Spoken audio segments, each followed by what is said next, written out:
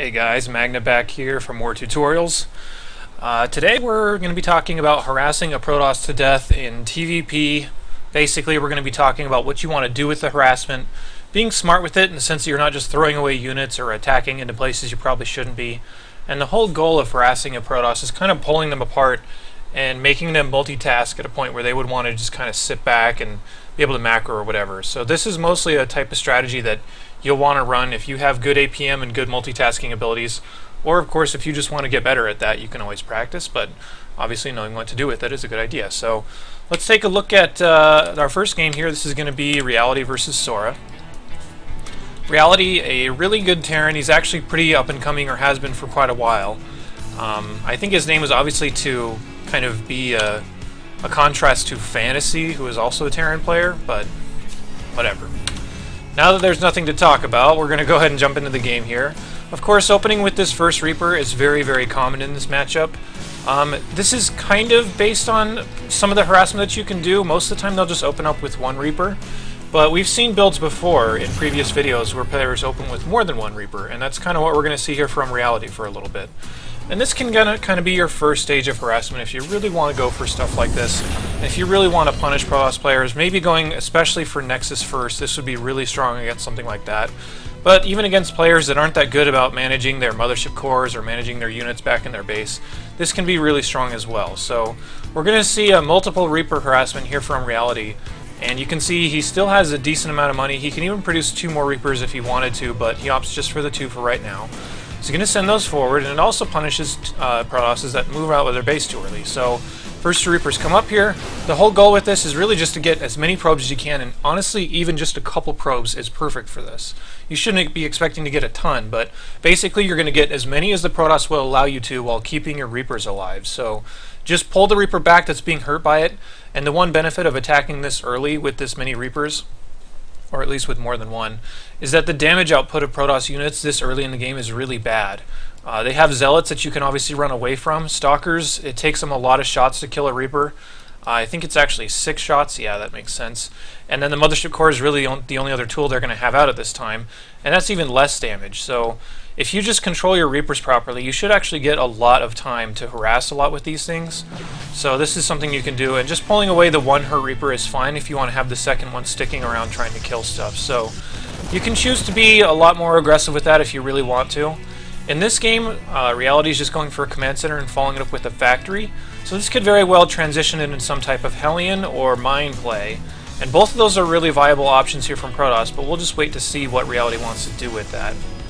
So Reality coming in here back with his 2 Reapers, and again, if you just get a couple of probes, that's totally fine. So there's one. You don't want to lose both of these Reapers. Losing one is manageable, but losing both is really bad. And you can see, look how bad the damage output is. He basically was able to absorb all these shots from these Stalkers and walk through the probe line, and still they're both alive.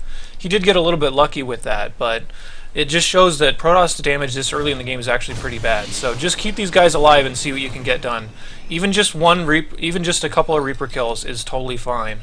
And that's really more than you should be expecting, because really these guys are out for scouting more than anything. So back in Reality's base, he starts a mine. He's going to be starting up Marines, and this can lead to his next stage of harassment if you combine the Marines with the mines and get a really fast starport and start out a Medivac. This is all really cool stuff you can do against Protoss, and especially in lower leagues, they'll have a harder time handling stuff like this. Once they have more than a couple Stalkers out, which you can see there's 2 here, the Mothership Core is back at home. There's a 3rd one warping in as well. This is when you're probably going to want to knock off the Reaper harass too much. It's usually not going to do a whole lot after that point. The only thing you might be able to do here is be able to continue to scout in the Protoss base if you want to throw them away. But there's also the option, if you have a push or maybe a drop or something that's hanging out here, and you want to try to kind of attract their attention, you can come over here, maybe shoot a pylon, maybe shoot some probes and stuff.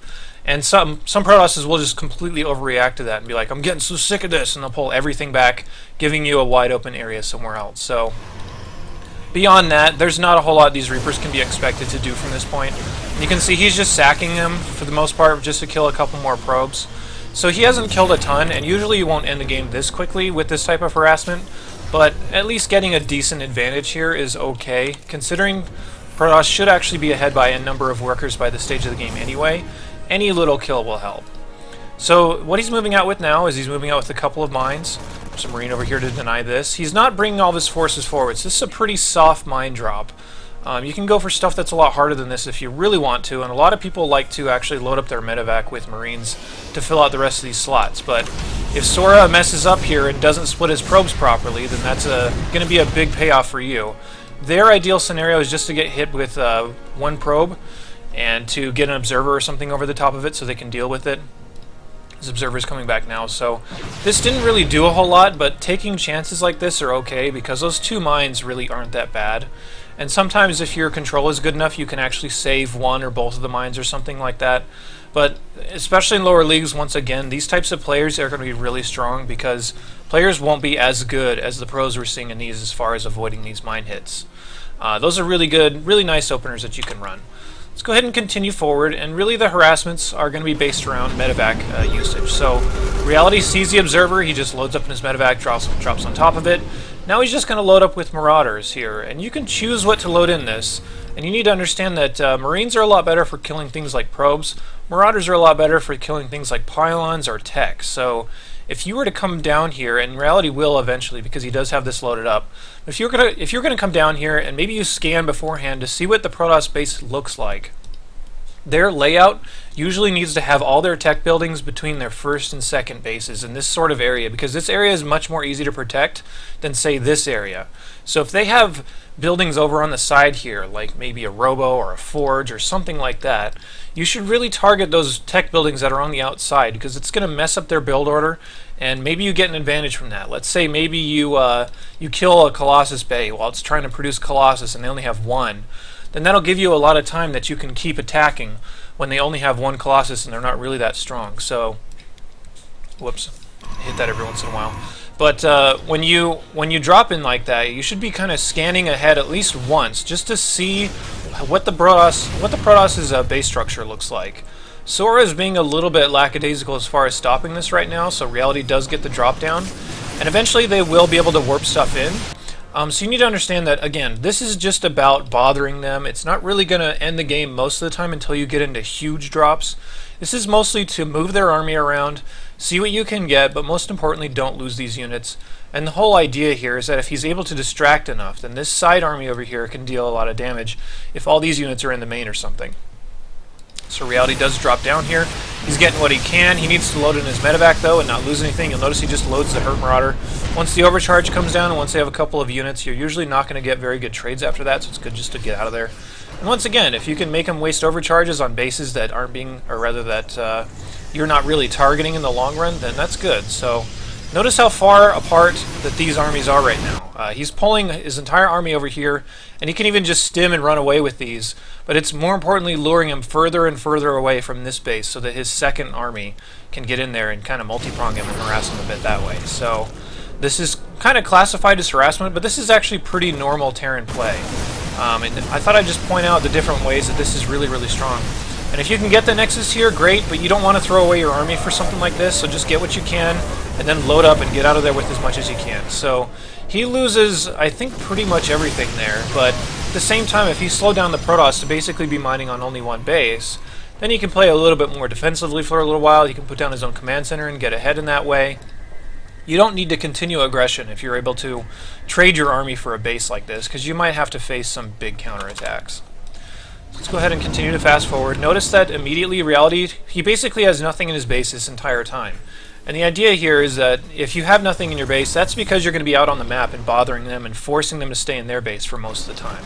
So that's why he's just constantly reloading Medivacs over and over as soon as he gets back out on the map, or rather as soon as he gets more Medivacs on the map. He did lose a lot before, but at the same time, if you keep this up and you keep picking them apart like this, he already knows that Sora is pretty weak as far as being in two places at once, so he's trying to multi-prong him. Here comes a double drop into the main. This is a lot of stuff in here in the main, and he scanned well ahead, so he knows what's going on. And if you scan well ahead and you know there's tons of stuff in there, there's no reason to drop, you might as well just unload somewhere else. Maybe you can kill a Nexus, maybe you can multi-prong with your other army. This is just really, really good and solid play here from Reality. Also note that we've talked about this a lot, but Considering you've been dropping, you know what units are killing your drops, so that should at least tell you what tech counter to make. So he is making a lot of Vikings as well as these Medivacs, just to be able to counter the Protoss in that way. But really, the whole focus is just how can I peel the Protoss apart, how can I get him out of position, and that's all really Reality has done this whole game, and he actually has a pretty significant advantage because of it. So, starting to move out of the map now once again, but again he does have this other drop ready to go, so that if the army from Sora is way too far out of position, then he can make this drop down, maybe he can kill a bunch of workers. There's 5 Colossus here, by the way, so if you're ever in a position where they have this many Colossus, they're going to be pretty one-dimensional. They can only really fight in one spot at a time. So the idea would basically be to try and push forward here, try to lure the army back as far as possible, and then once again, your drops on the side can do a lot of damage after that point. So we're seeing Reality drop off here. Now Sora is kind of torn, doesn't really know where to go very well. And again, Reality, just load up in your Medivac, you can move somewhere else. There's a double drop here in the main. And then another really cool thing is that because of these drops, it can sometimes force the Colossus to walk on weird positions. So he has his Vikings hanging out over here to intercept Colossus that are kind of straggling and walking between these two areas. By the way, notice the supply difference right now is 191 to 148. And Reality basically has 3 different attacks going on right now. There's one here that's killing Stalkers, and he can kill Colossus that might try to come in. The second one can maybe pick off this Twilight Council or this Robo or Forge or something. A lot of opportunity here, and if he ever pulls his entire army somewhere to deal with a drop, he can stim this in and kill this Nexus and walk away. So Reality just doing an absolutely unbelievable job with these multi-prong attacks and these drops and whatnot. And it's really starting to show in the supply and in the status of this game. If you move all the Colossus in the main, like I said, the Vikings can get a good angle on him. Now he can run this army in over here and peel that apart. There's a Twilight Council and a bunch of pylons going down. He doesn't even have to really do anything with this drop, but it's most importantly just keeping everything alive here. He did lose some stuff here over on the side, but that's because he was fighting Colossus. He basically traded 2 dropships worth of units and saved the Medivacs for a handful of Vikings, and there's a bunch of Colossus that died, a bunch of Stalkers that died, a 3rd base that died, a Pylon and a Twilight Council that died. There's just so much stuff here that Reality is able to do just from setting up these types of attacks and knowing that if he can force Protoss to be all over the place and he can get good trades and decide when to disengage and when to re-engage.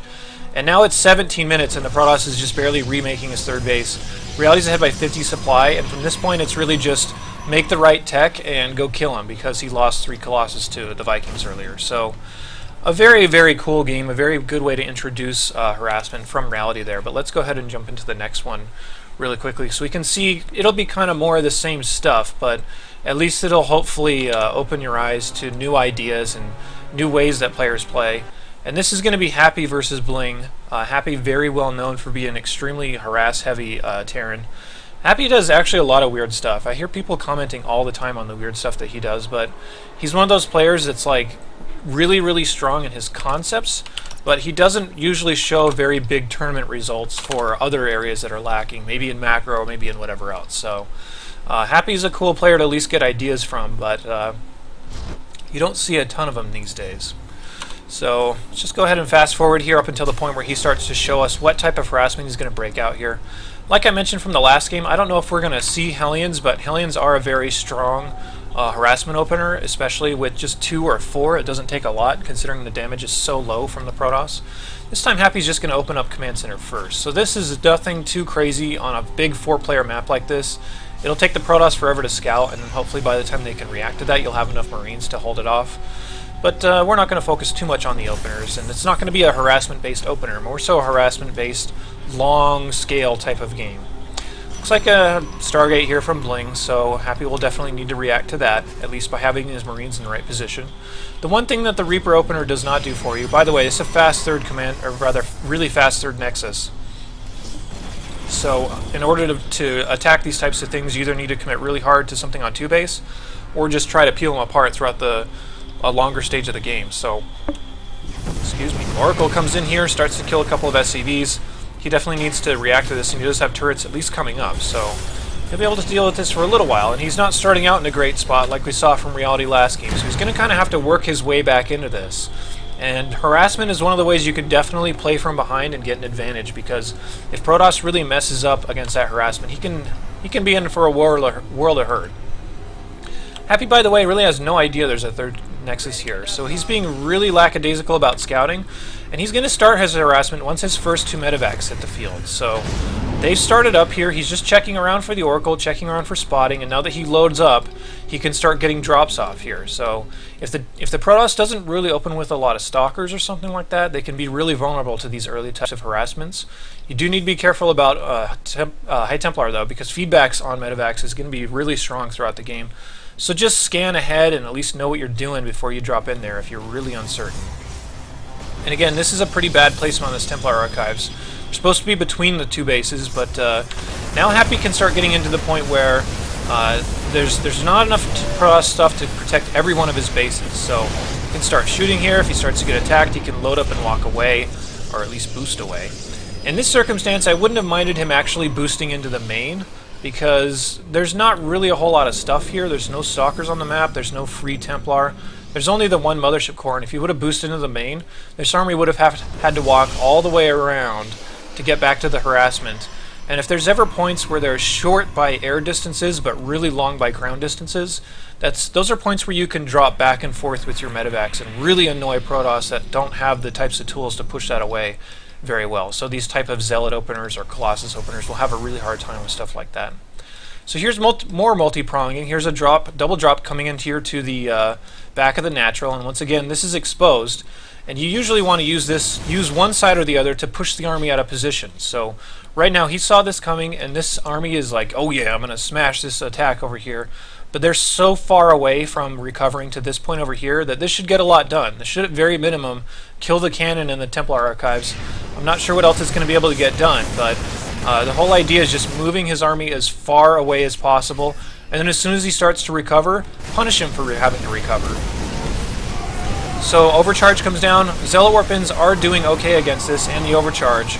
And he could try and focus on one of these buildings. He's not really focusing on anything right now. Trying to get the Mothership Core, trying to get a Zealot. Most of all, he's just trying to get the army as far over here as possible so that this second stage of harassment can actually do something. And it's still got an okay amount of workers. So far, a handful, 7 workers killed. Nothing too special so far. This is the type of thing, but if you keep doing it over and over, then it'll really start to wear them down. So, just like we saw in last game from Reality, as soon as his drops are cleaned up here, he can reload up in his Medivacs as soon as they come out and get him back onto the map, and nothing is back at home because he's forcing Bling to be back in his base this entire time, with the exception of the Oracle, but of course you can just protect against that with turrets or maybe a marine-filled bunker or something. So, another drop coming back here to the back of the natural. There's more cannons coming down, which eventually the high count of cannons may become a problem, but if you really wanted to get cute against that, you could just go ahead and bring in a Raven and drop down point defense drones, but they can't cover everything, so he just scoots right around. Gonna go into the main base here, and once again, look how far out of position the army is right now. So he can just drop here in the main, and because he was being aggressive for so long, he did pick off the Mothership Core, so there's not going to be overcharges here in the main for a long time. So he drops into the main. The other army is still trying to pull it out of position. He's still getting probe kills here and there because of the nice position he can put on his army over top of these minerals. Second little stage of harassment, killing a lot of workers, and once again, if he gets into trouble, he can just boost out of there. You need to remember where these buildings are, though, and if you boost over into the cannons, then that'll kind of defeat the point. Once again, getting into trouble, going to go ahead and load up in the Medivacs and get out of there. A lot of different things you can do here, and this is just going to be more of the same, like I mentioned, but it'll at least kind of hammer in the concept that doing this over and over can be profitable, even though right now it looks like Happy's behind. If he keeps doing this and he keeps managing his army properly, he's going to slowly get ahead. And let's also bear in mind that he was behind in this game from pretty much the beginning because Bling was able to get away with a really fast third Nexus. Eventually you're going to have to hold off stuff like this, and this is one of the concerns with it, but as long as you're building the right tech behind it, then you'll be fine. By the way, being really cute and picking up his ghosts in the Medivac so they don't die while he retreats, but you need to also be on top of getting the right tech counters, because if your harassment doesn't really do much, then they can just counterattack and hurt you pretty badly, but still, there's still avenues for he's out on the map, he's out of position, I can drop here and kind of punish him for not being in the right place, and if I get the right EMPs on my ghosts, on these Archons or whatever, then I should be able to deal with this attack pretty well. So another drop coming in here, he starts to get surrounded, so he just loads up and gets out of there. Redropping on the high ground just to try and get those extra probes. Again, feedback can be pretty dangerous, and once again, he needs to realize that he's not going to get too much more done with this, so he just loads back up and kind of flies away. Now he's starting to abuse the fact that this is a really long travel distance by ground, but a short travel distance by air, so he just starts to fly into the main. Because of this pressure, Protoss decided to come home, so this could even alleviate all that kind of stuff, and because of that, he's now ahead, or rather, not ahead, but he's starting to equalize the supplies a little bit more. As far as the workers killed, he's killed about 30 so far, and Protoss having to remake workers by this stage of the game is really annoying. Like I said, this is going to be more of the same stuff. This game goes on for a while, but most of it is just centered around the multi-prong type of harassments that can come forward from these different Medivac drops. And we've seen most of that, and eventually Happy will pick them apart with more and more drops, but it'll just be more of the stuff we've already seen. I just wanted to demonstrate the important concepts, and that is that you want to keep these units alive, but you want to keep them doing stuff. So you want to keep them shooting probes, shooting pylons, shooting nexus, whatever. And most importantly, you want to use those drops to pull these Protoss units out of position, so you can maybe get a second drop off, or your main force can hit them somewhere like we saw in the reality game. So at least I hope that gave you guys some good ideas. Check out more of my Terran tutorials if you want to find out more. It's down in the description of the video, and if you have any questions, you can leave a comment. So feel free to do that. I'll be back with more videos very soon. So in the meantime, I'll see you later.